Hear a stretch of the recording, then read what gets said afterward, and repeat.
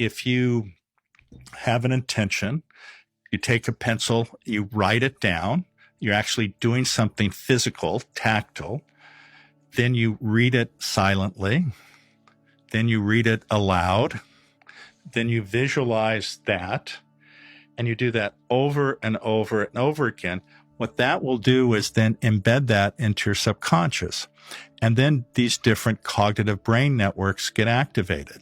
Now, can we unpack that just a minute? Sure. Because everyone that listens to this loves to make sure that they just got the instructions from you, Dr. Doty, because I'm like hanging on every word. And so there were a couple steps to that, because you had the physical pencil, you had the act of writing, you had this moment where, if you're watching on YouTube, you saw it, but if you're listening, let me describe it. He sat back in his chair, he put his hands kind of in prayer at his chest, closed his eyes, and he started talking about repeating the thought. Is that the chain of events that you do to encode it in your mind? Yes, absolutely. So will you walk us through it one more time? Yeah. So again, what you want to do is to use all of your sensory organs as much as possible to embed that intention. So by writing it down, by reading it aloud, by visualizing it, that creates the process where this gets embedded and into your subconscious. And what happens is, once you get this embedded, it activates different parts of your brain. And without getting too technical, one is something called the default mode network. So this is what happens when your mind wanders or you're daydreaming.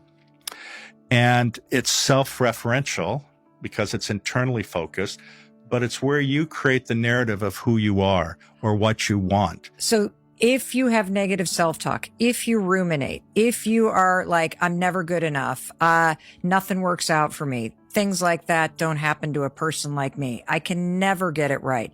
That is the default mode network. Absolutely. And that gets really activated and results in rumination for some people. Can I ask you another question? Because one of the things that you said at the very, very beginning is you painted this gorgeous picture of the ability to leverage the remarkable power of your brain to help you get what you truly desire in life, to help you live in heart mode. And you said it's just about believing it. And part of the reason why we have trouble believing it is because of the default mode network and all of these stories you've repeated over and over and over again. Is that fair to say? No, that's exactly correct. And we can reprogram, or we can lay down a new track? Oh, absolutely. And it's available 24/7, and it doesn't matter what's happened to you before. You know, so many people get fixated. Well, I don't deserve this because of. We all deserve it. So once this gets embedded and you create the narrative of who you want to be or how you see yourself, what you're doing is you're creating salience.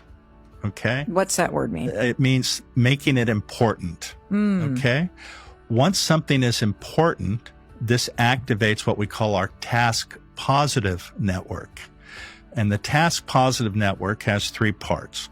It has the salience network, it has the attention network, and then it has the executive control network. And once something is salient, what you're basically saying is, this deserves my attention. And by doing it in a very specific way, then that becomes important to you. That gets embedded into your subconscious as something to pay attention to. Once that is defined as something important to you, then that activates your attention network, so that then you cognitively focus your attention on whatever that intention is. Okay. Once those are activated, and I use the analogy in the book, it's as if you have a file cabinet and you put this file into the file cabinet that says important stuff. And once that is there, then the attention network is activated, which is, as an example, a bloodhound that says, okay, now there's something there. I need to track this down and figure out what's going on here. Then you activate the bloodhound, and then that gets released.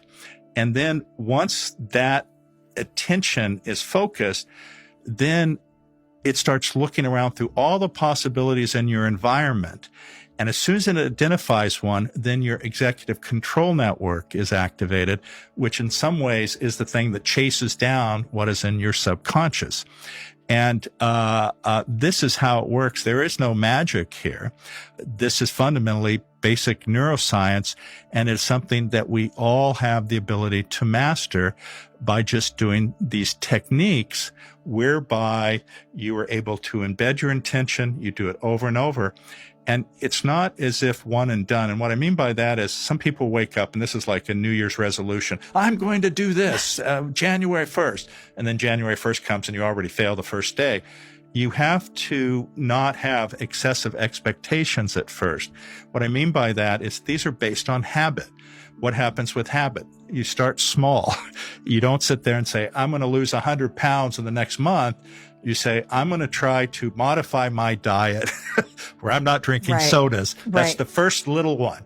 And each of these little wins strengthens you to actually then do the big thing ultimately. So you don't start by running a marathon on day one. You start by getting up out of bed and walking around the block.